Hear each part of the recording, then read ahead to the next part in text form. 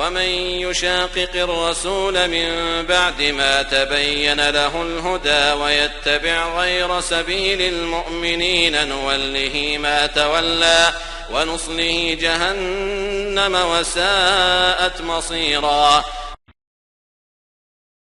Kontradiktave që janë mes pasuesve të mëllhebeve, atër lejohet do të secili mu fal pas tjetrit, edhe pse ai do thotë ka një mëllheb tjetër apo një mendim tjetër.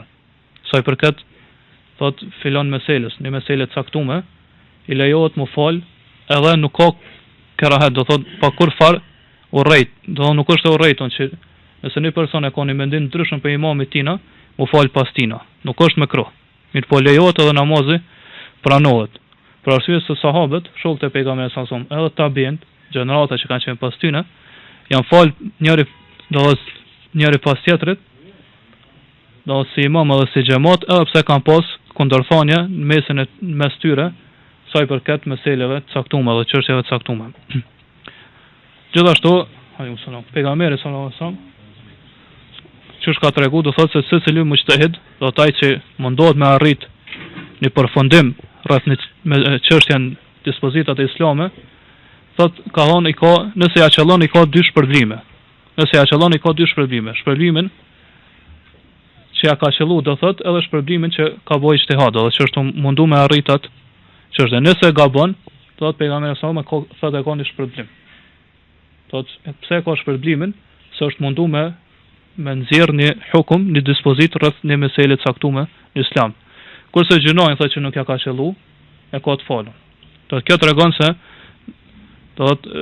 pasues e mëdhëbeve lejohet mu fal njëri pas tjetrit, pa kur far kerahete, pa kur far pa pëlqyeshmërie.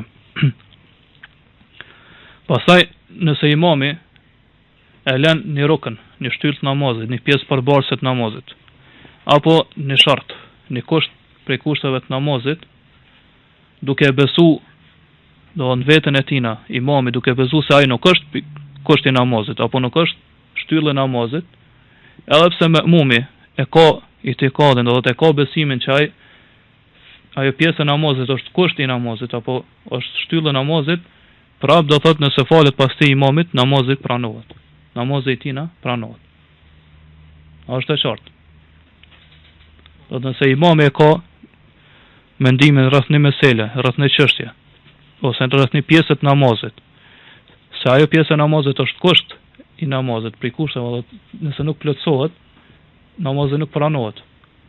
Apo është rukn, shtyllë e namazit, nëse nuk plotësohet, namazi nuk pranohet. Mirë po ata që falin pas tina, xhamate, e kanë mendimin e kundërt. Do të mendojnë se namazi gjithsesi do të marrë me atë pjesë namazit, me kusht namazit apo me atë shtyllë namazit, atë lejohet do thotë që mu fal pas ti imamit.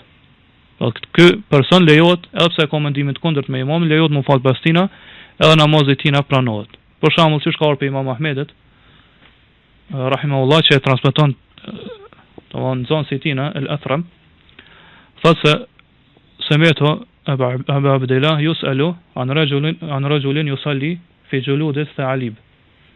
Thotë kam dëgju Abu Abdullah, do thotë Imam Ahmedin rahimahullah, duke u pyetur rreth një personi i cili falet në lkurat në dhelmave. Do thotë i ka rresh lkurat e dhelmave dhe i ka bosi rroba, i ka vesh.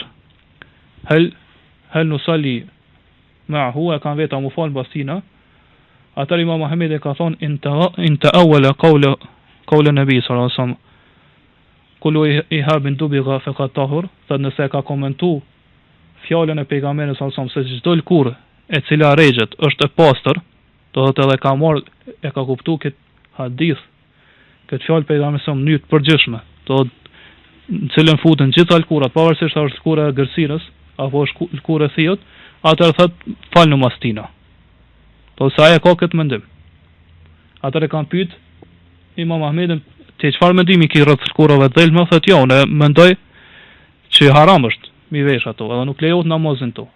Mirë po thotë ai personi e ka çat mendim, duke u bazuar hadithën e pejgamberit sallallahu alajhi wasallam, e ka nxjerrë çat dispozit, atëherë lejohet mu fal pas tina.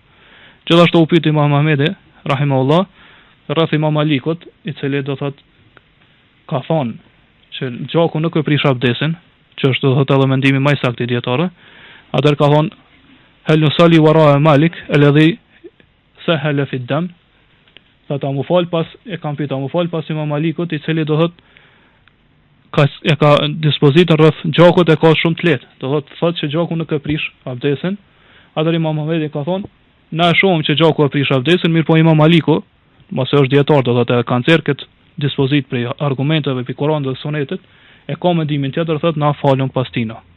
Do thotë edhe mesele tjera, çështje tjera që bën qiyas, do thotë bën analogji me këto mesele. A nëse imami do thotë e lën në shtyllë prej shtyllave të namazit apo rukën, apo kusht për kushteve të namazit, do thotë që vetë e konsideron që është shtyllë e namazit, apo është kushti i namazit, atër nuk pranohet as namazi i tina, as namazi e atyre që falen pas tina.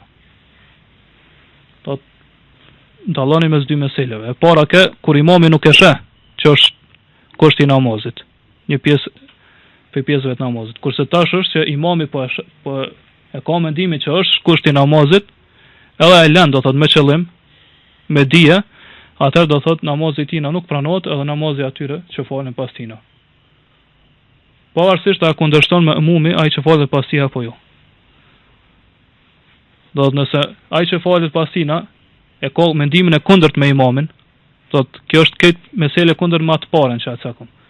Do nëse imami e sheh një pjesë prej pjesëve të namazit që është kushti i namazit, kurse ata që falen pas tina ose ai që falet pas tina nuk e sheh që është kushti i namazit, ata nuk pranohet namazi as i imamit as i atina që është fal pas tina. Për arsye se e kalon një shtyllë ose një kusht për kushteve të namazit, edhe do thot nëse e lën qëllimisht është fjala, atëherë do thot namazi i tij nuk u pranu, sikurse nëse e lën një kusht për kushteve të namazit që është ka ixhma, do thot ka konsensus mes dietarëve që është për kushteve të namazit. Pastaj është meselja tjetër, do thot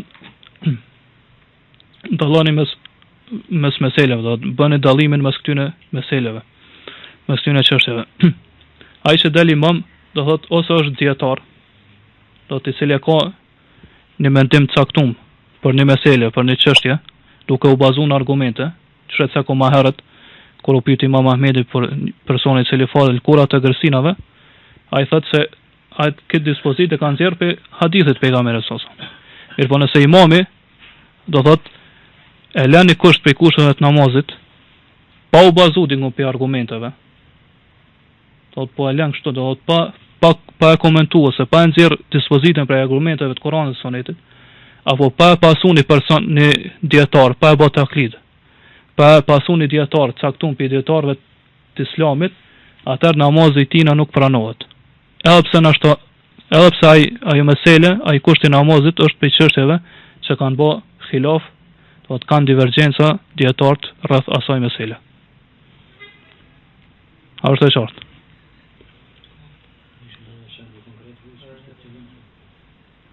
Për dy të parat e cekëm shembullin konkret. Për meselen e tretë është për shembull çure cekëm, do thotë imami në filon imami do thotë që i falet me xhamat nuk e sheh që mu qetësun në shtyllat e namazit është prej shtyllës namazit. Çka kena se marrë do thotë qetësia në çdo shtyllë të namazit, me qetësu trupin është prej shtyllave të namazit. Mirpo e lën do thotë qetësin, këtë qetësi, këtë pushim në shtyllat e namazit, jo pse e kanë nxjerr për një argumente të Kuranit apo të Sunetit, apo jo pse e kanë dëgjuar për dikujt për dietarëve apo ka lexuar prej dietarëve të tjerë, edhe pse kjo mesela në sens ka xhilaf, do të ka divergjenca mes dietarëve, mirëpo prap këtina nuk i pranohet namazi, edhe do të më përsërit ky person namazin ata që falen pas tyre. Kjo sa i përket do thotë kontradiktave mes dietarëve në meselet e namazit. E nëse kanë do thotë kontradikta në mesele jashtë namazit, atëherë do thotë është më primare, më parsore që mu pranu namazi. Për shembull, që është khilafi mes dietarëve, do thotë divergjenca rreth atina i cili ose rreth grus e cila martohet pa kujdestar. Do të xhumhuri dietarëve shumica dërmuese nuk e lejon që gruaja mu martu pa kujdestar. Kurse Hanefit e kanë që lejohet. Atëherë do thot, kjo është dispozit që kanë khilaf, kundërthënie dietarët jashtë namazit, jo që ka lidhje me namaz. Mirë, prap lejohet do thot mos imamit i cili e lejon që gruaja mu martu pa kujdestar, do thot i lejohet atyre që e shohin këtë mesele haram, i lejohet mu fal pas atij imami. Edhe namazi tyne pranohet.